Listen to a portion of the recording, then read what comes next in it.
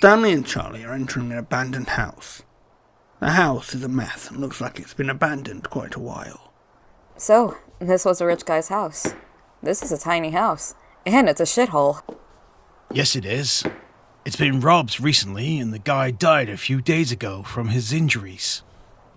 What's in here that's so important? Some treasure that's supposedly worth £3 million, but it was never found. The strange thing was that nothing was stolen. How come? Didn't they want any of this guy's stuff? Any clues as to why? The two detectives suddenly stop walking, and Stanley silences Charlie. They hear stomping around, and things moving and crashing around them. They slowly start walking towards upstairs. The two split up, looking around the rooms, but finding nothing. The door starts slamming closed, and lights start to flicker around.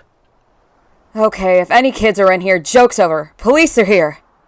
Dude, I don't think any kids are in here. How come? Oh. Two detectives enter the room, and they stop. A shadowy figure quickly escapes the detectives. Didn't, 8 people go missing in this house? We should interview all the neighbours to see if they saw anything. Charlie and Stanley are sitting in a room with a table. With them are a line of people ready to be interviewed, and the two of them have 2 notepads and pens ready. They're looking quite fed up. All I've heard about that house is that it's haunted and the phone rings a lot. I saw 3 masked people enter the house, and by the time I called the police, the phone line went dead, and I only saw 2 people leave. Well, I saw some kids enter, and when they never came out, I went inside to look for them, to see if they're alright, but the door was locked. Thank you for coming. That's all we need. The two detectives look at the notes they've created, and nothing seems to make sense. After a long time of going through what they've written, someone goes through the door, who is quite shy. Hello? Is this about the house thing? The receptionist told me to come here. Come sit down, please. They nod, and he sits down, and Stanley gets them a cup of water. Alex Winter, right? Please, take your time. I need a truthful and honest recalling of anything we can use about the house. Understand? Okay. Where to begin? The house?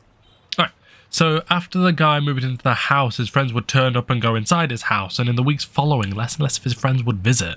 Stanley and Charlie look at each other, confused, and write this down on paper. Okay. What happened after that? Well, I don't remember much after that. I went over to the house out of curiosity. When I went round and knocked on the door, it went black. Stanley and Charlie both drop their pens and start to get worried of what's to come. I woke up inside this warehouse thing. It's all a bit blurry. To a man in a suit and a black mask and a girl with brown hair. Then I only remember waking up outside my house door with cuts and bruises. Okay, I know this might be difficult to remember, but any names? No names were said. The other name was Mr. Something. It began with a C. Is there anything else you remember from that event? No, unfortunately. We have your contact details if we have anything else we need you for. Charlie will escort you back outside. Thank you, Alex, for your time. No problem. Stanley shakes Alex's hand, and Charlie escorts him towards the door and leaves the room. This is a weird case. People disappearing, people being kidnapped, with no evidence of anything. I need a drink. Stanley is looking at the case file with a bottle of whiskey on his desk and a glass full of whiskey and ice. Charlie knocks on the door and enters the office. It's like 6 o'clock and you're drinking already? I've only had this one. And anyway, you've done worse. Remember June? June was good. Drinking at 4 p.m. probably wasn't the best idea we had after I woke up on a car bonnet the next morning. Did Alex say anything else on your way out? Well, he gave me this. Found it in his jacket, then in there.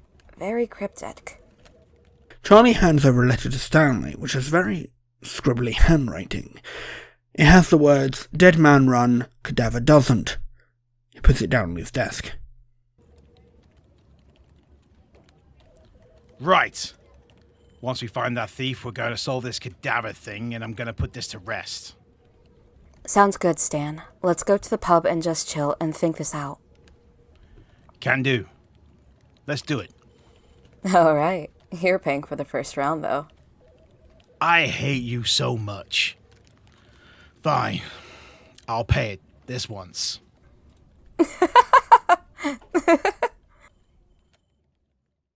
As the two detectives leave the room, 3 words start appearing on the paper.